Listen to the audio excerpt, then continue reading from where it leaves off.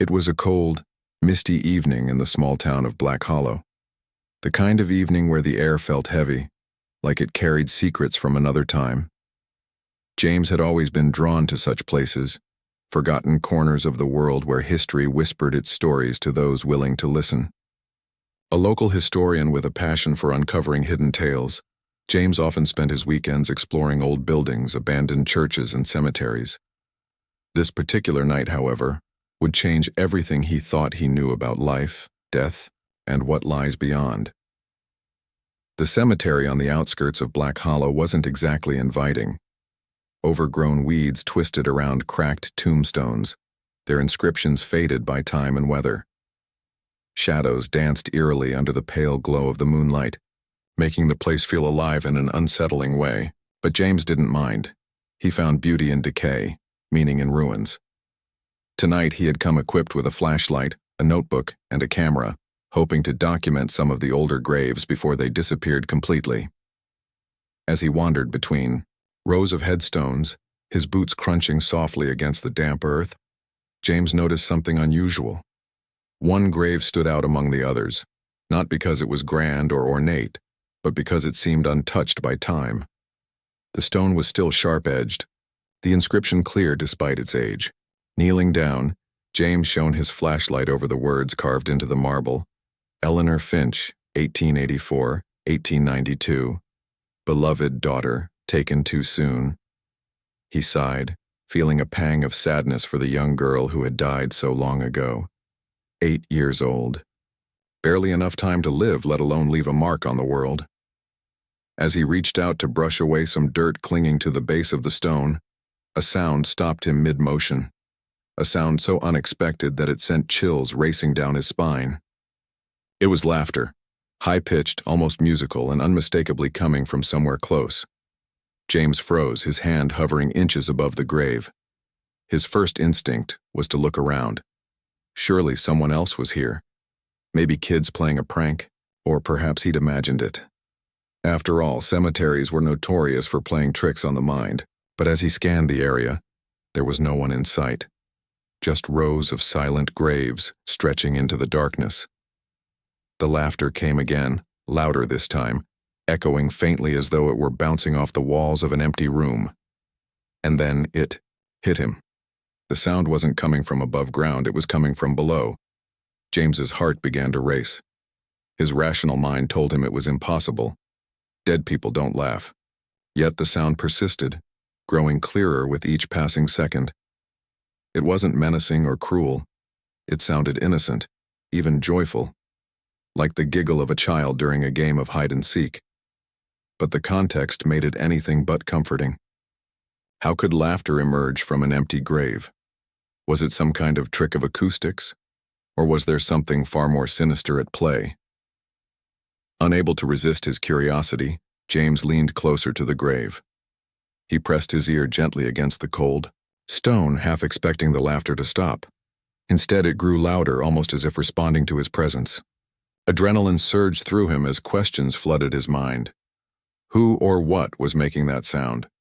Could it really be Eleanor Finch herself, reaching out across the decades? Or was it something else entirely, something darker, using her memory as a disguise? James took a deep breath, trying to steady his nerves. He reminded himself that he was a man of logic, not superstition. There had to be a reasonable explanation. Perhaps there was a hollow space beneath the grave where animals had taken shelter, and their movements were creating strange noises. Whatever the cause, he couldn't just walk away now. Not when the answer might lie right beneath his feet. With trembling hands, James retrieved a small spade from his bag. He hesitated for a moment, staring at the grave marker as if seeking permission, or maybe courage from the name etched into the stone. Then, slowly, he began to dig. The soil was damp and soft, giving way easily under the blade of the spade. Each scoop brought him closer to whatever truth lay hidden below. Time seemed to stretch endlessly as he worked, the laughter continuing to echo faintly in his ears. It was both maddening and mesmerizing, urging him to keep going despite the unease gnawing at his gut. After nearly an hour of digging, James's shovel struck something solid. His pulse quickened as he dropped to his knees, brushing away the loose dirt with his gloved hands. What he uncovered was a wooden coffin, its surface cracked and splintered with age. The wood smelled musty, like it had absorbed centuries of dampness and decay. For a moment, James considered stopping. Disturbing a grave was wrong, no matter how curious he was. But the laughter hadn't stopped. It seemed to grow louder now, almost pleading with him to continue. Summoning his courage, James pried open the lid of the coffin. Inside, instead of skeletal remains, he found something that made his blood run cold. Resting atop a pile of brittle fabric was a bundle of yellowed letters tied neatly with a faded ribbon. They looked fragile, as though they might crumble at the slightest touch. Carefully, James lifted the bundle and stepped back, his mind racing with possibilities. Who had left these letters here? And why? Clutching the mysterious package, James glanced back at the grave one last time. The laughter had ceased, leaving only an oppressive silence in its wake. He felt a strange mix of relief and dread as he packed up his tools and headed home. Little did he know, those letters held secrets far darker than he could have imagined, secrets that would pull him deeper into a mystery he wasn't sure he wanted to solve. That night, as James sat alone in his dimly lit study, the weight of what he had done settled heavily on his shoulders. He had disturbed the resting place of a child, violated a sacred boundary, yet the promise of discovery burned brightly within him. Slowly he untied the ribbon and unfolded the first letter. The handwriting was delicate, clearly belonging to a child. As he read the opening lines, he realized these weren't ordinary letters.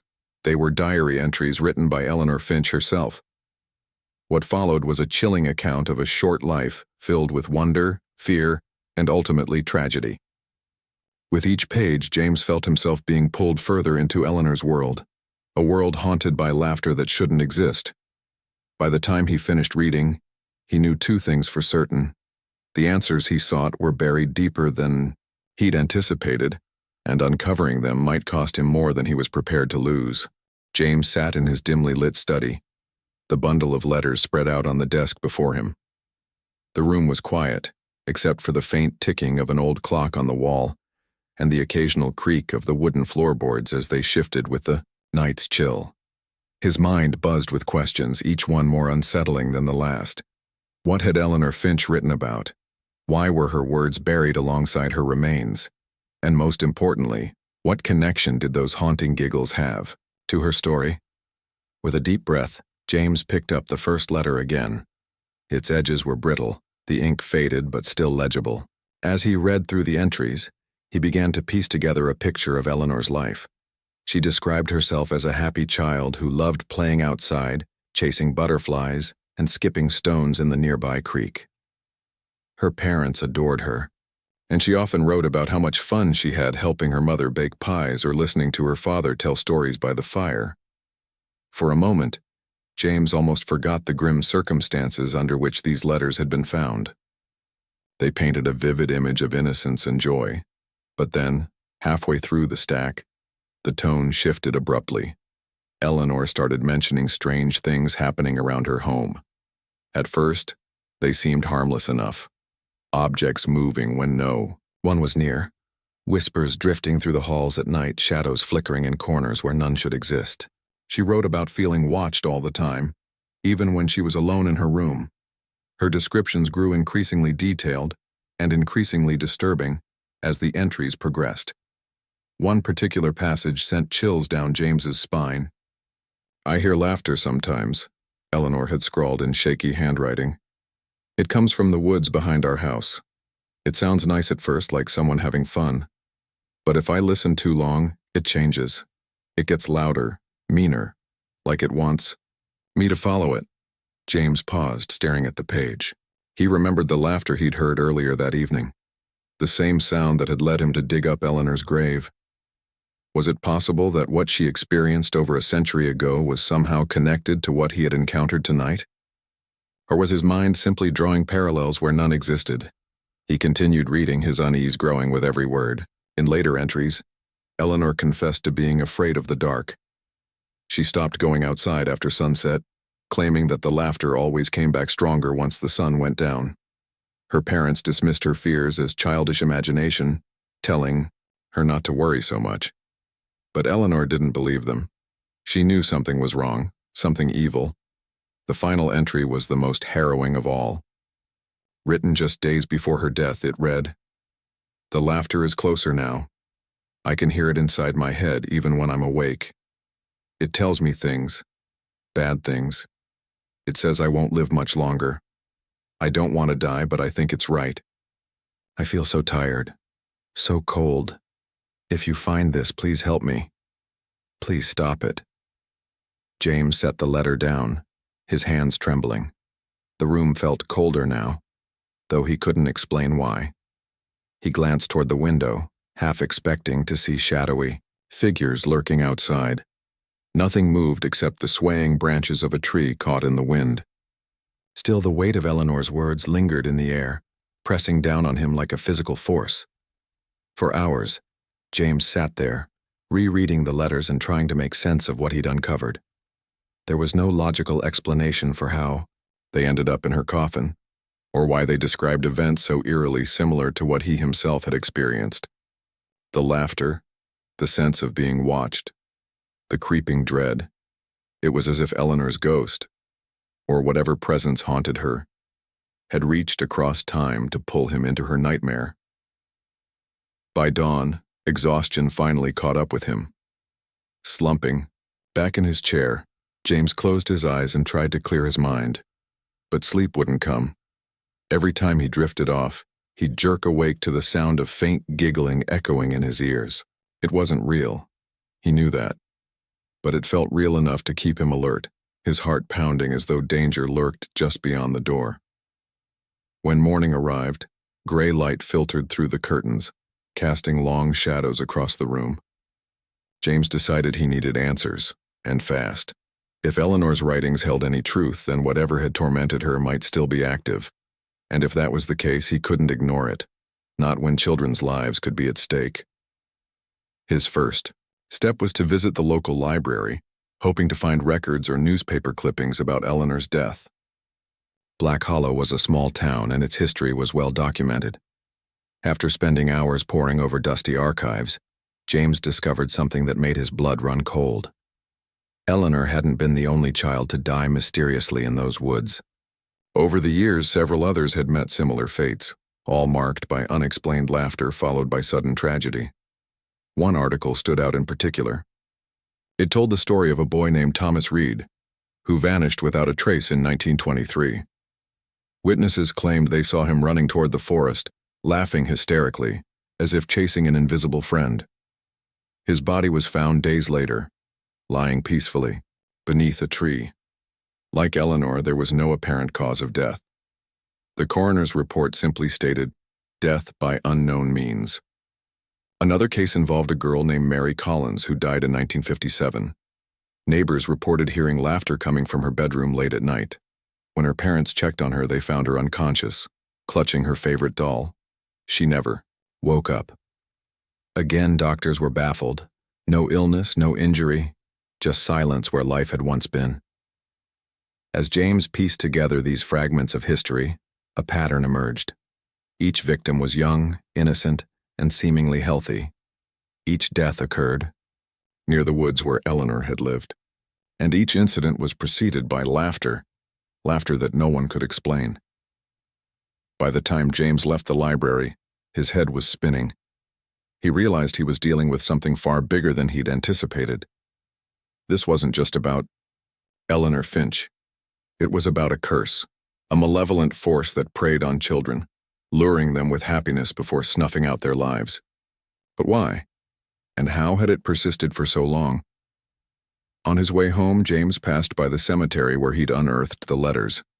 The sight of the weathered tombstone sent a shiver down his spine. He quickened his pace, eager to put distance between himself and the graves. Yet as he glanced over his shoulder, he swore he saw movement among the shadows. A figure darted between the headstones, vanishing before he could get a good look.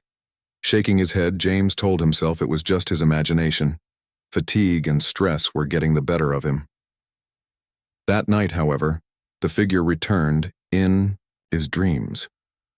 James found himself standing in the middle of the cemetery, surrounded by fog so thick he could barely see his own feet. The laughter echoed all around him, louder and clearer than ever before. It wasn't playful anymore. It was mocking, taunting. Shadows twisted and writhed in the mist, forming shapes that hovered just out of reach. Then, from the darkness, a voice spoke, not with words, but with feelings. Fear, anger, despair. They poured into James's mind like icy water, overwhelming him. He woke with a start, drenched in sweat, his heart hammering against his chest. The clock on his bedside table read 3 a.m. Outside, the wind howled mournfully, rattling the windows. James knew he couldn't stay cooped up in his house any longer. He needed to confront whatever was haunting him. Whether it was Eleanor, the entity responsible for her death, or something else entirely, he had to find out. The next morning, armed with determination and little else, James set out to explore the woods behind Eleanor's old home. He brought, along a flashlight, a notebook, and a small pocket knife, for protection, though he doubted it would do much good against supernatural forces. As he trudged through the dense underbrush, memories of the letters flooded his mind. He imagined Eleanor walking these same paths, her laughter mingling with the rustle of leaves. How quickly joy had turned to terror. Deep within the forest, James stumbled upon the remnants of an old foundation, the ruins of Eleanor's family home. Vines crept over crumbling stones, and charred beams jutted out from the ground like skeletal fingers. The air here felt heavier, charged with an energy that made his skin prickle. He scanned the area looking for anything unusual. That's when he noticed it, a faint trail of footprints leading deeper into the woods. Against his better judgment, James followed them. The laughter returned, soft at first, then growing louder with every step. Branches snapped underfoot, and the trees seemed to close in around him, their gnarled limbs reaching out like grasping hands. Just as panic began to rise in his throat, he emerged into a clearing. In the center stood a massive oak tree, its trunk twisted and knotted with age. Carved into the bark were dozens of names, Eleanor's included. Beneath the tree lay a shallow depression in the ground, as if something or someone had been buried there. James dropped to his knees, brushing away leaves and dirt. The laughter swelled, filling his ears until it drowned out all other sound. Suddenly, a gust of wind swept through the clearing, scattering debris and sending chills rippling across his skin. When it subsided, James looked up and froze. Standing at the edge of the clearing was a figure. It was small, slight, almost childlike. Its face was obscured by shadow, but its presence radiated malice. Slowly, it raised a hand, pointing directly at James. The laughter stopped, and then everything went black. When James regained consciousness, he found himself lying on the cold forest floor, his head throbbing with a dull ache. The clearing around him was eerily silent, the laughter that had tormented him moments ago now replaced by an oppressive stillness. He blinked several times, trying to adjust his vision as the world came into focus. The massive oak tree loomed above him, its twisted branches casting jagged shadows across the ground. For a moment, James wondered if everything, the figure, the laughter, the fainting, had been nothing more than a hallucination brought on by exhaustion and fear. But deep down, he knew better. Pushing himself up onto his elbows, James glanced around cautiously. The footprints he'd followed earlier were gone, erased as though they had never existed. Even the depression beneath the oak tree seemed shallower, now almost like it had been smoothed over by unseen hands. Yet something about the place felt different. The air carried a heaviness that hadn't been there before, as though the very atmosphere was saturated with sorrow. Every breath felt labored, every movement weighed down by an invisible force. Determined not to let fear take control, James forced himself to stand. His legs wobbled slightly, but he steadied himself against the rough bark of the tree. As he leaned closer to examine the names carved into its trunk, he noticed something peculiar. Beneath Eleanor's name, faint etchings formed another word, one that sent chills racing down his spine. Help. It wasn't part of the original carving. It looked fresh, as though someone had scratched it into the wood recently. But who? And why? James ran his fingers lightly over the letters, half expecting them to vanish at his touch. They didn't. Instead, a sharp pain shot through his fingertips, forcing him to pull back with a gasp. A small droplet of blood welled up where the bark had grazed his skin. He stared at it for a moment, then wiped it away on his jacket sleeve. That's when he heard it, a whisper so faint it could have been mistaken for the wind. "Don't leave." The voice was soft, almost pleading, but it carried an undertone of desperation that made James's stomach churn. He spun around, searching for its source, but the clearing remained empty. Only the trees stood sentinel, their gnarled forms swaying gently in the breeze. Still the words lingered in his mind, repeating themselves like a broken record. "Don't leave. Don't leave." Against his better judgment, James stayed. He couldn't explain why. He just knew he couldn't walk away. Not yet. There was something here, something waiting to be uncovered. Clutching his flashlight tightly, he began to circle the tree, examining every inch of the surrounding area. The ground was uneven, littered with roots and rocks, but one spot caught his attention. A patch of earth darker than the rest, as though it had been disturbed recently. Kneeling down, James brushed away the loose dirt with his hands. Beneath the surface, he uncovered what appeared to be fragments of fabric, rotted and discolored with age. Carefully, he dug deeper, revealing more pieces along with bits of brittle bone. His heart sank as realization dawned on him. This wasn't just random debris. It was evidence of another burial. Someone, or something, had been buried here alongside Eleanor's memory. As James continued excavating, the whispers grew louder, overlapping each other until they became a cacophony of voices. Some sounded angry, others mournful, but all shared a common thread: despair. It was as though the ground itself was crying out, releasing centuries of pent-up anguish. James tried to block out the noise, focusing instead on the task at hand. After nearly an hour of digging, he unearthed a small wooden box, its surface cracked and splintered from years underground. Inside, wrapped in tattered cloth, was a collection of trinkets: a rusted locket, a faded photograph, a child's toy, soldier, and a lock of hair tied with a frayed ribbon. Each item seemed to carry its own weight of tragedy. The photograph depicted a young boy smiling brightly, his eyes full of life. The locket contained a tiny portrait of a girl who bore a striking resemblance to Eleanor. These weren't just objects. They were remnants of lives cut short, memories locked away in the earth to rot. James realized with growing horror that this site wasn't just a graveyard for one child. It was a repository for countless others whose stories had been forgotten. Overwhelmed by the magnitude of what he'd discovered, James sat back on his heels, clutching the box to his chest. Tears welled up in his eyes as he thought about the children whose voices echoed in his mind. How many of them had suffered like Eleanor? How many had died alone, terrified, without anyone to hear their cries for help?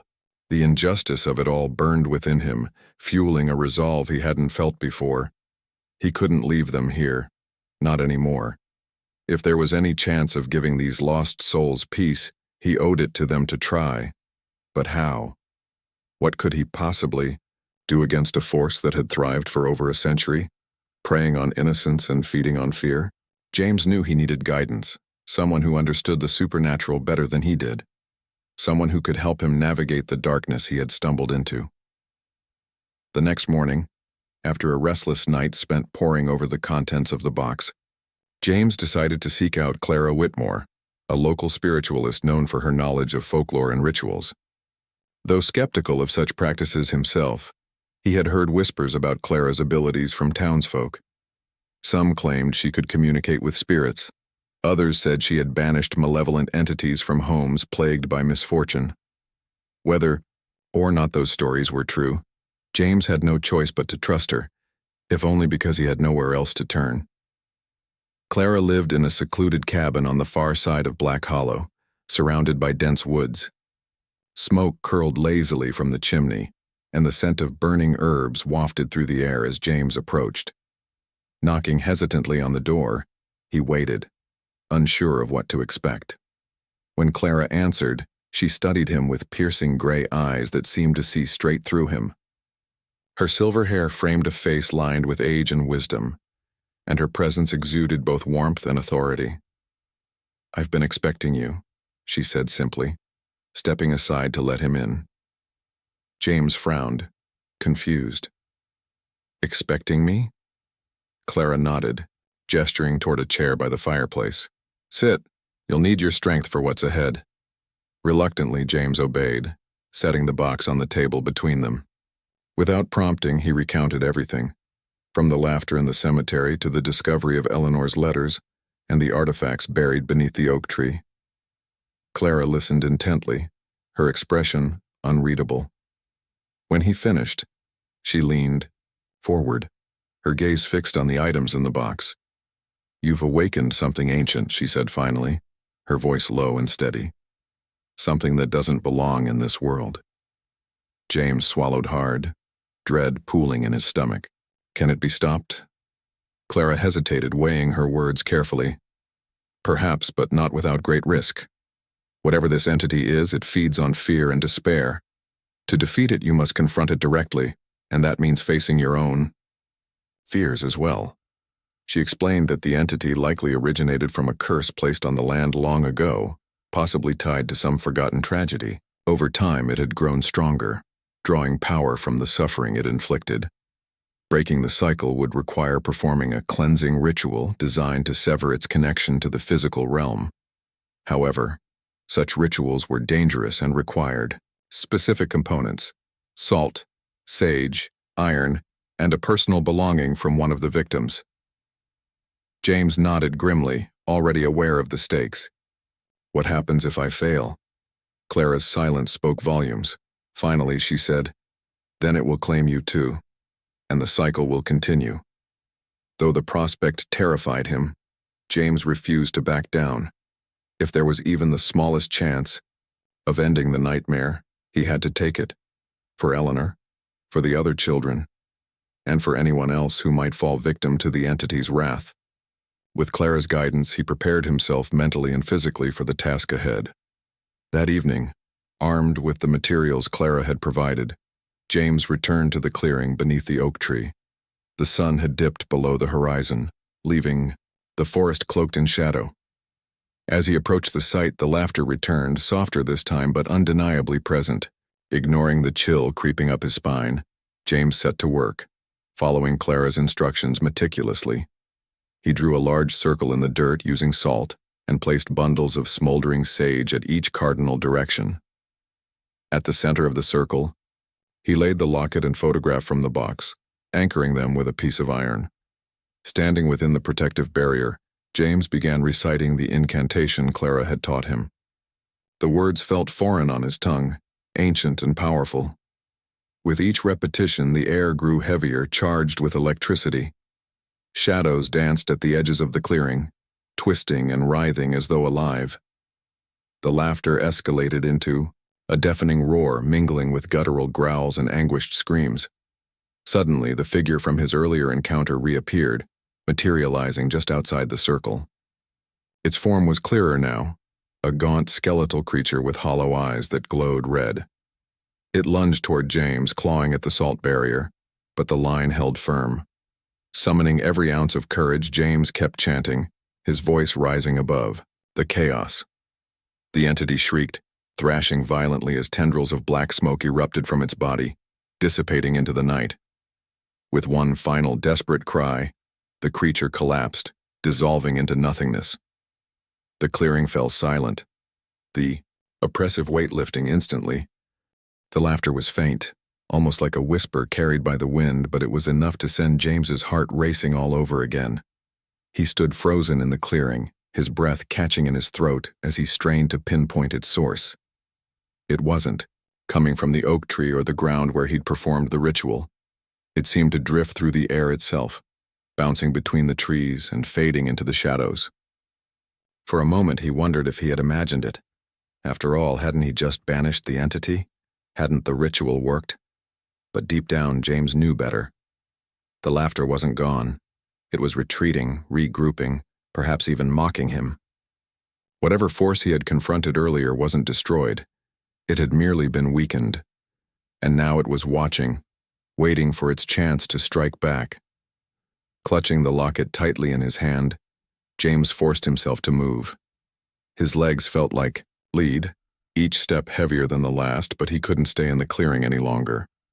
The oppressive energy that had filled the space during the ritual still lingered, making it hard to breathe. As he stumbled toward the edge of the woods, the laughter followed him, growing softer with every step until it finally disappeared altogether. By the time he reached the safety of his car, sweat dripped down his face, and his hands trembled, uncontrollably. Driving home, James replayed the events of the night in his mind. He had done everything Clara had instructed, drawn the circle, recited the incantation, used the artifacts, but something about the outcome didn't sit right with him. The entity hadn't fought back as fiercely as he'd expected. Its defeat had felt too easy. Was this some kind of trick? A way to lull him into a false sense of security before striking again? Back at his house, James locked the doors and windows, checking them twice to make sure they were secure. He turned on every light in the house, filling the rooms with warmth and brightness. Despite these precautions, the feeling of being watched persisted. Shadows seemed darker, corners more menacing.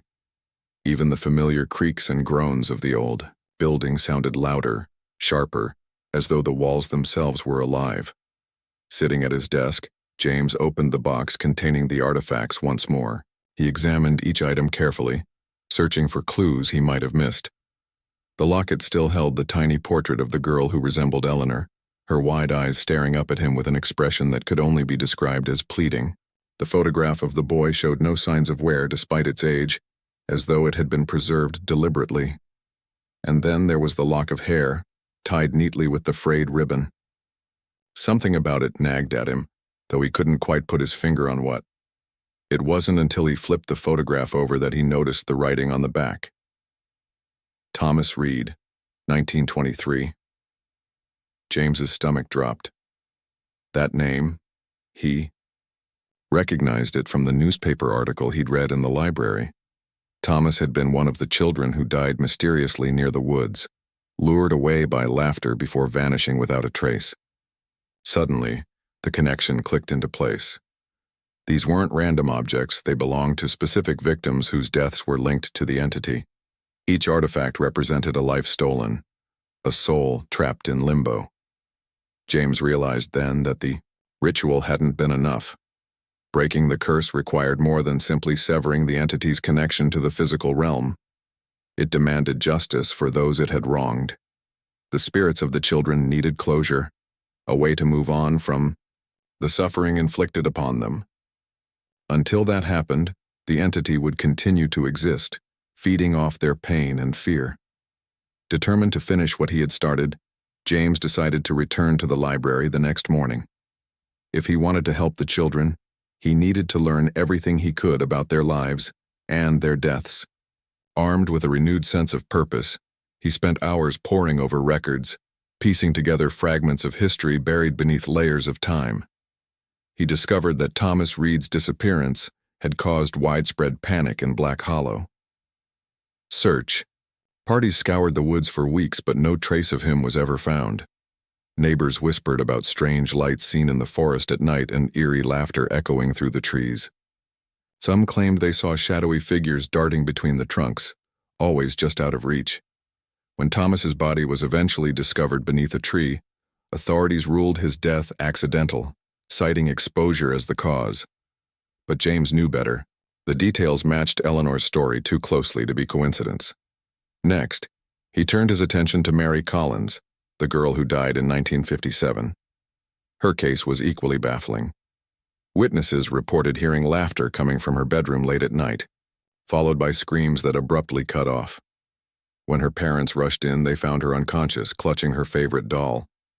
She never woke up. Doctors were unable to determine a cause of death, leaving the family devastated and the community unsettled. As James delved deeper into the archives, he uncovered similar stories stretching back decades. Each victim shared common traits: young, innocent, and beloved by their families. Their deaths were sudden, unexplained, and marked by laughter that preceded tragedy. What struck James most was how little attention these cases received beyond local headlines.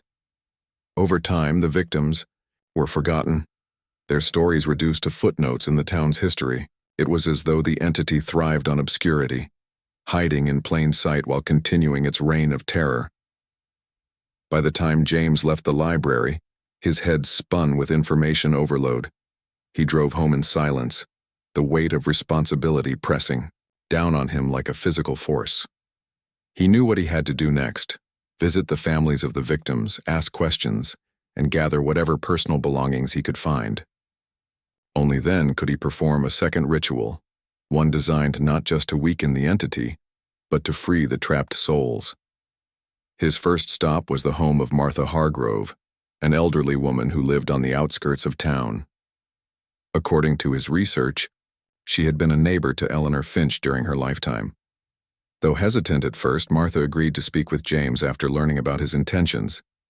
Sitting across from her in her cozy living room, surrounded by faded photographs and floral-patterned furniture, James listened intently as she recounted memories of Eleanor and the other children. Martha's voice quivered with emotion as she described Eleanor as a sweet, curious girl who loved exploring the woods behind her house. She was always laughing, Martha said, smiling faintly at the memory. But near the end, she changed. She stopped playing outside, avoided the woods like they were cursed. Said she heard voices calling her name.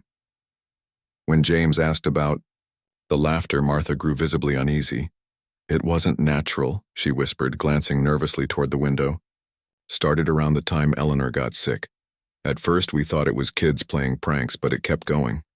Even after Eleanor passed. Then others started dying. Always the same thing. Laughter, then silence." James pressed further, asking if anyone had ever investigated the woods or tried to uncover the truth behind the deaths. Martha shook her head sadly. "People were scared.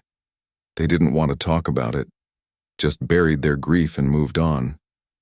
But I think—" She paused, choosing her words carefully. "I think something evil lives in those woods, something that feeds on innocence." Her words sent a chill down James's spine. Before leaving, he asked if Martha had any mementos belonging to Eleanor, a toy, a piece of clothing, anything that might serve as a focus for the ritual. After some deliberation, she handed him a small wooden doll with painted-on features. "Eleanor used to carry this everywhere," Martha explained, her eyes glistening with tears. "Take care of it." With the doll safely tucked into his bag, James continued his search, visiting relatives of the other victims. Each encounter was bittersweet, filled with sorrowful reminiscences and reluctant admissions of guilt. Many of the families had kept items belonging to their lost loved ones, photographs, toys, letters, all imbued with memories of happier times. James accepted these offerings gratefully, promising to honor the children's legacies in his quest for justice. By the time he returned home, his collection of artifacts had grown significantly. Alongside the locket, photograph, and doll, he now possessed a tin whistle owned by Thomas Reed, a handmade bracelet worn by Mary Collins, and several other trinkets tied to different victims. Together, they formed a tapestry of lives cut tragically short, each object carrying the weight of unresolved grief. That night, James sat at his desk, arranging the artifacts in a semicircle before him. He lit candles and burned sage, filling the room with a calming aroma meant to ward off negativity. Opening the journal Clara had given him, he reviewed the steps for the second ritual. Unlike the first, which focused solely on expelling the entity, this one aimed to release the trapped spirits and restore balance to the land. It would require immense focus and emotional fortitude, qualities James wasn't sure he possessed. Yet he couldn't afford to doubt himself now. Too much was at stake. At midnight, James began the ceremony. Holding the locket in one hand and the doll in the other, he spoke aloud the names of the children, invoking their memories and acknowledging their suffering. With each name, he placed an artifact within the circle, creating a mosaic of remembrance. The air thickened, charged with energy, as though the very fabric of reality was shifting. Shadows danced along the walls, and the faint sound of laughter echoed in the distance. The morning after the second ritual, James woke up feeling lighter than he had in days. For the first time since uncovering Eleanor's grave, there was a sense of calm in the air. The oppressive weight that had followed him around, the constant feeling of being watched, seemed to have dissipated. He stretched and glanced at the artifacts on his desk, now quiet and lifeless. Their glow from the night before had faded, leaving behind ordinary objects once more. It was as though the spirits of the children had finally found peace.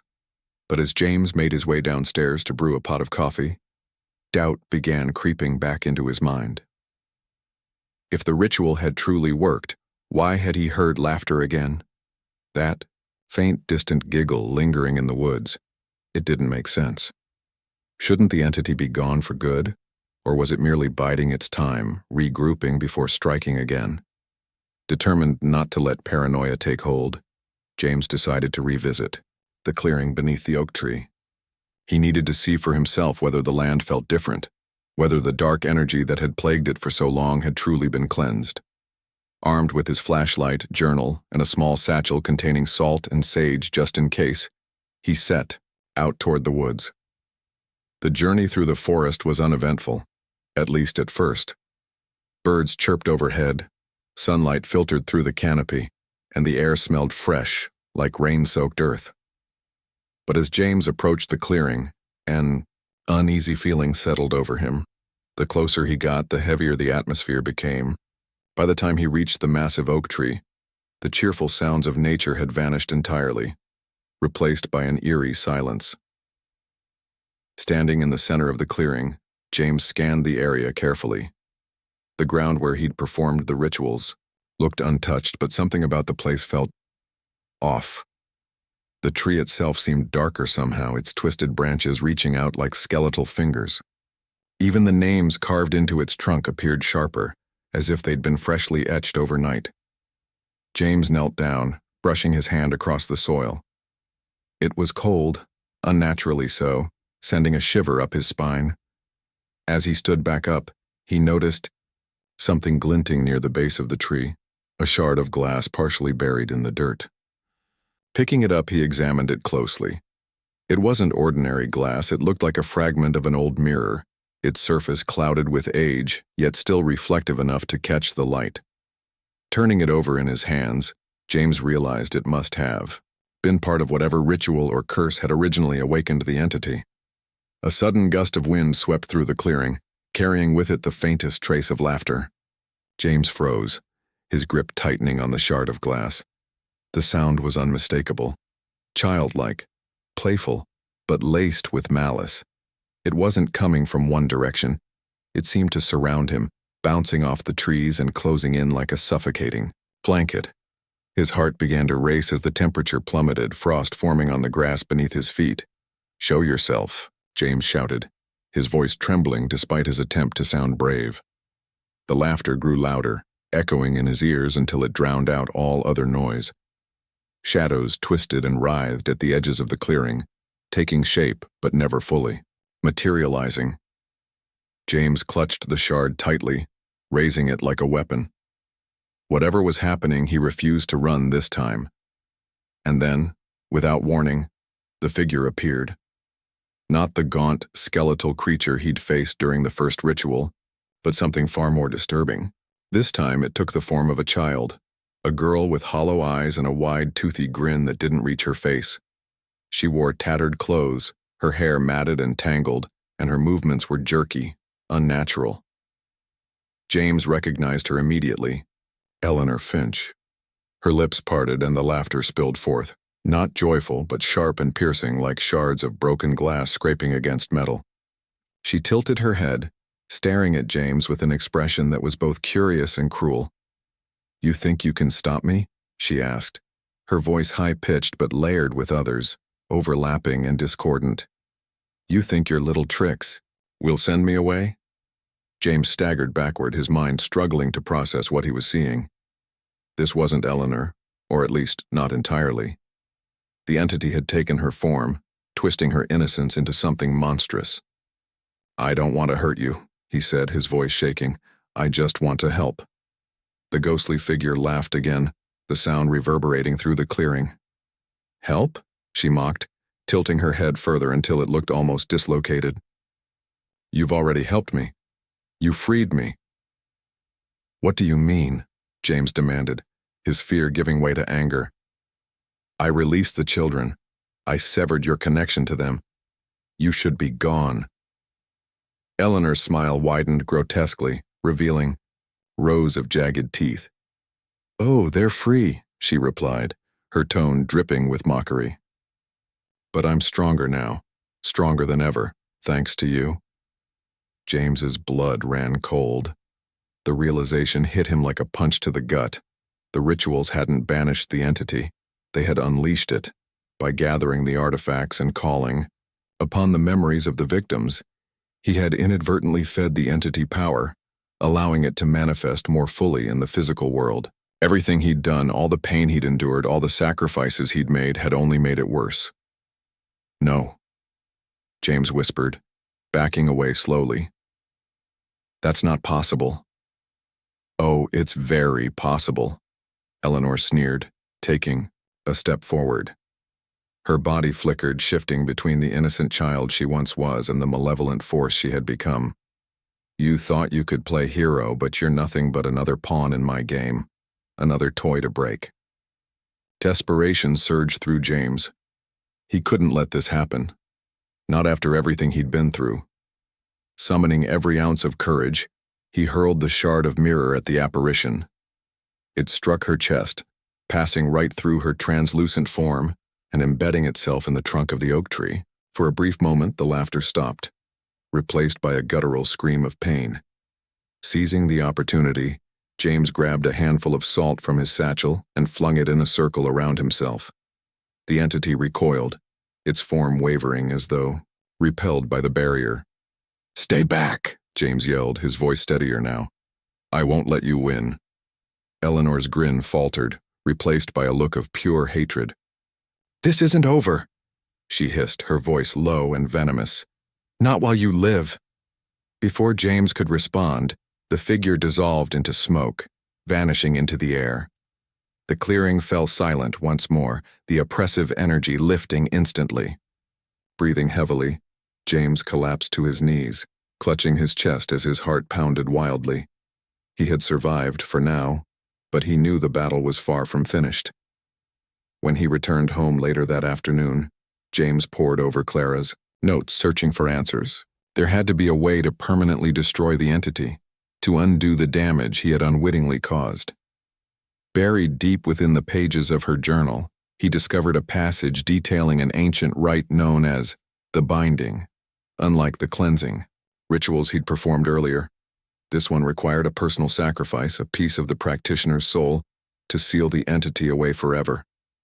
Clara had written warnings beside the instructions, emphasizing the risks involved.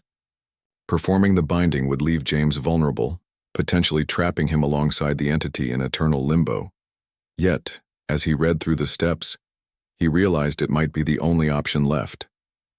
The alternative, allowing the entity to continue wreaking havoc, was unthinkable. The following day, James prepared for the final confrontation. He gathered the remaining artifacts along with additional supplies, iron nails, black thread, and a vial of his own blood, drawn reluctantly with a sterilized needle. Each item represented a tether, a link between the mortal world and the supernatural realm. Together, they would form the foundation of the binding ritual. That evening, under the cover of darkness, James returned to the clearing. The oak tree loomed above him, its presence more menacing than ever. Placing the artifacts in a precise pattern around the tree, he hammered the iron nails into the ground, connecting them with lengths of black thread. At the center of the design, he placed the shard of mirror, its reflective surface gleaming faintly in the moonlight. Taking a deep breath, James pricked his finger with the needle, letting droplets of blood fall onto the shard. The moment the crimson liquid touched the glass, the air changed. Wind whipped through the clearing, howling like a banshee, and the ground trembled beneath his feet. Shadows coalesced into the familiar form of Eleanor, her hollow eyes blazing with fury. "You dare challenge me again?" she snarled, her voice amplified by a chorus of others. "You'll regret this."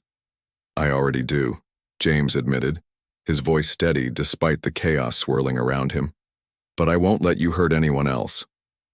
Raising his hands, he began chanting the incantation for the binding.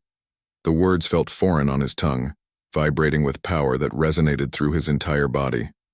With each repetition, the threads connecting the artifacts glowed brighter, weaving an intricate web of light around the clearing. Eleanor screamed, thrashing violently as the binding took hold. Her form flickered, shifting between human and monstrous shapes until she finally collapsed to her knees. "This isn't the end," she shrieked, her voice breaking. "I'll find a way back."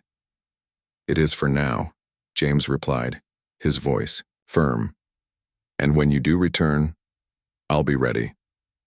With one final surge of energy, the web of light contracted, pulling the entity toward the shard of mirror.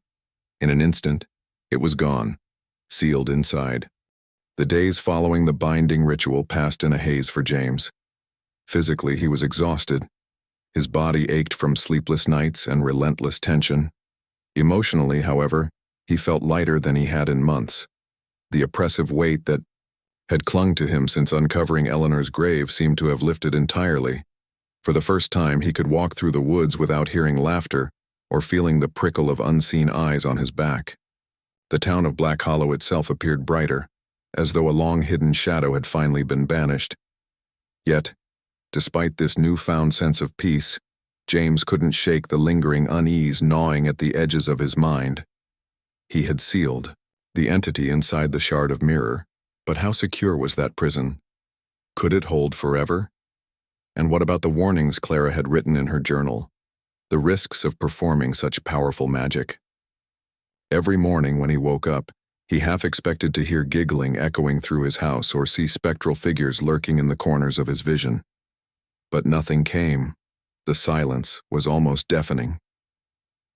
To keep himself occupied, James threw himself into documenting everything he had experienced.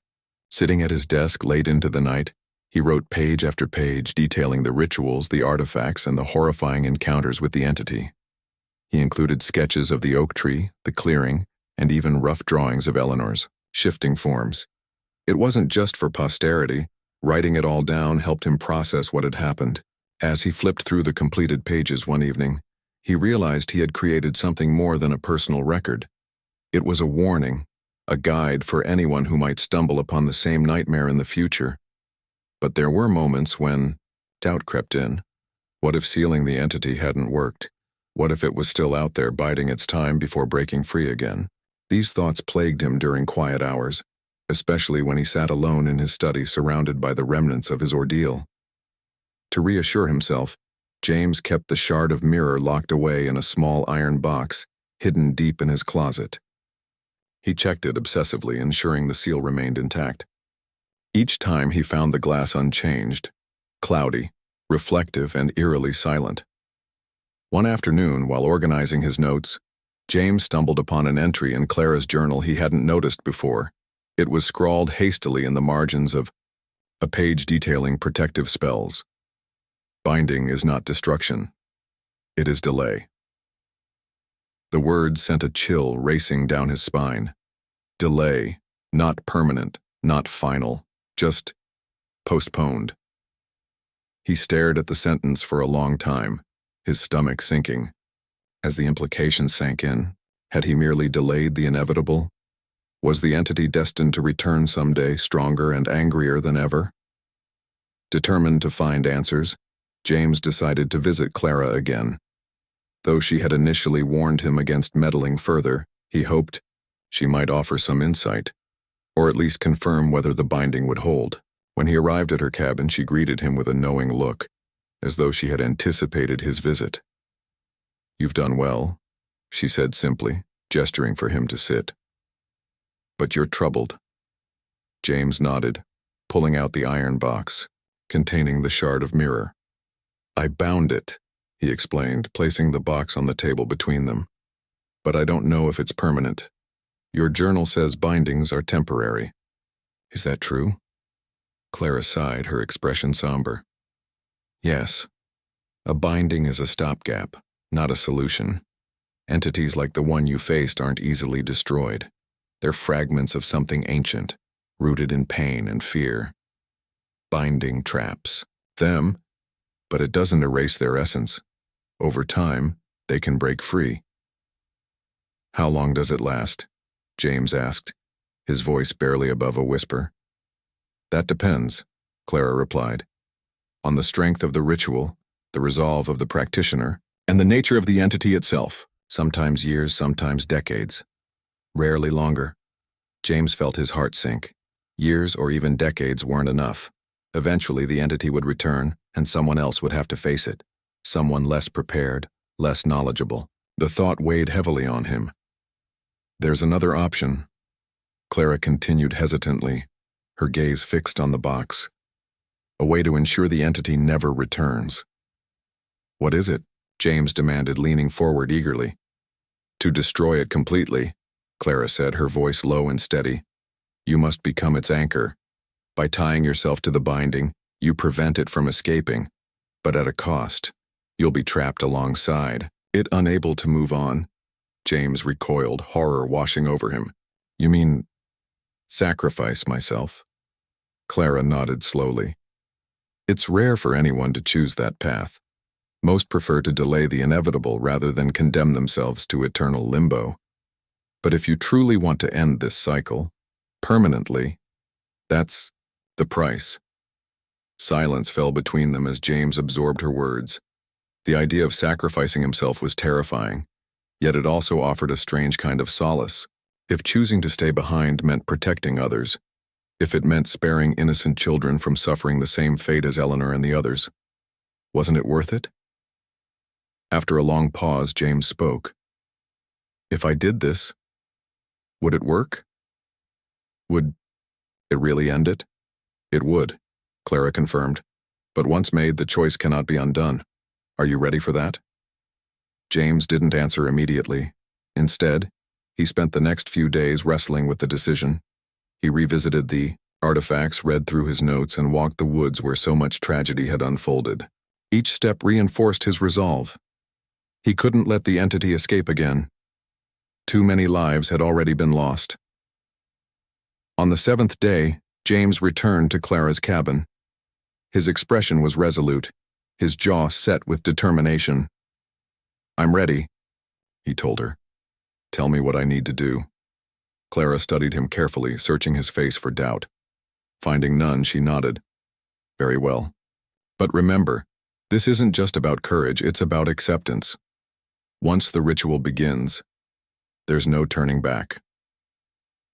That night, under the pale glow of a waning moon, James performed the final ritual, returning to the clearing beneath the oak tree.